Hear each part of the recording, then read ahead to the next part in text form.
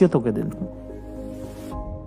और उसी के चलते मैंने कभी जिंदगी में अपनी कॉपियों पे, स्कूल में जब आप नए क्लास में जाते हैं, आप नई कॉपी खरीदते हैं, उन पे कवर चढ़ाते हैं और उन पे चढ़ाते हैं आप स्टिकर, तो मैंने कभी भी किसी कॉपी पर वो महंगी कूल कारों वाले स्टिकर नहीं लगाए, क्योंकि मुझे लगा नहीं कि हमारी हैसियत या हमारी औकात होगी ये सब खरीदने की, मिलने की, या हमारे ख्वाब में भी नहीं था। और हमारे से मेरा मतलब है कि मेरे भाइयों के, मेरे पापा के, हमें से किसी को नहीं लगा कि हम ये कभी अचीव कर पाएंगे, इसलिए मैंने कभी ये परसू ही नहीं किया। जिस गली जाना ही नहीं उसका रास्ता क्या पूछना। 12वीं तक ये सब चलता रहा। उसके बाद अचानक से एक दिन जब मैं अपनी कोर्स की किताबें अपनी दोस्त के साथ खरीद रहा था और मैंने कहा स्टिकर देना भैया, फ्रूट वाले, कार्टून वाले, कुछ ऐसे कार का। उसने कहा पागल है क्या, ये सब थोड़ी लेते हैं, कार वाला ले लेना, कितना कूल लग रहा है।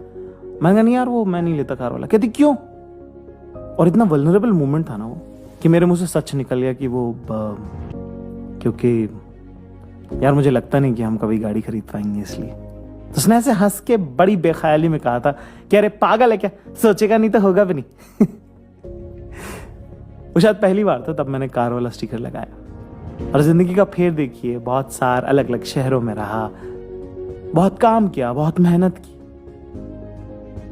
और इतनी खूबसूरत बात है ना, जिन कारों के स्टिकर मैंने लगाए थे कभी अपनी कॉपी पर आज से 15 साल पहले, वो आज घर में खड़ी हैं गराज में मेरे।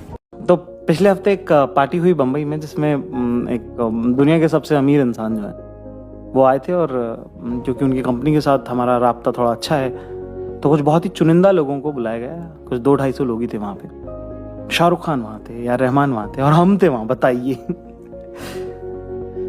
तो बस वैसे ही मतलब इतने सारे लोगों में से किसी को देख के मुझे वो नहीं हुआ, पर यार वहाँ पे आर माधवन था यार।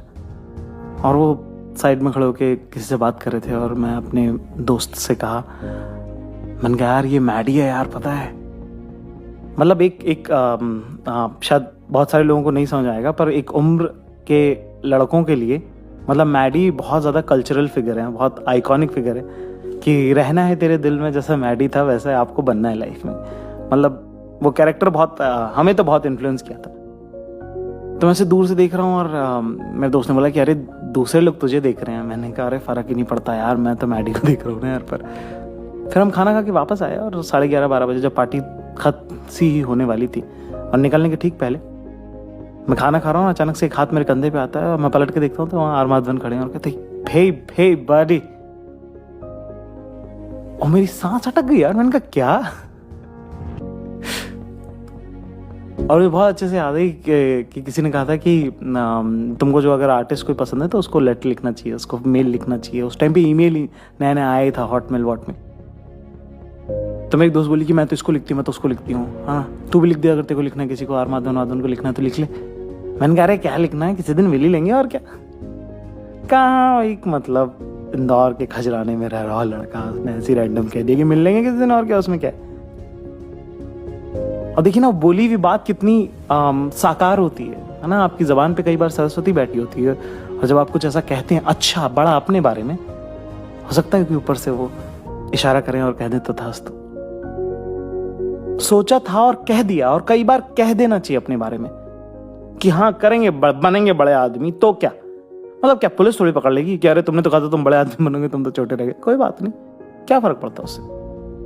आर माधवन से मुलाकात हुई, बहुत प्यार से बात की। उन्होंने कहा अरे मैंने वीडियोस देखे हैं तुम्हारे। मैं कहा हाँ, मेरे पास कुछ, मैं बोल ही नहीं पाया। मैं कहा जी शुक्रिया, थैंक यू कुछ इस तरह सा वो इंटरेक्शन रहा।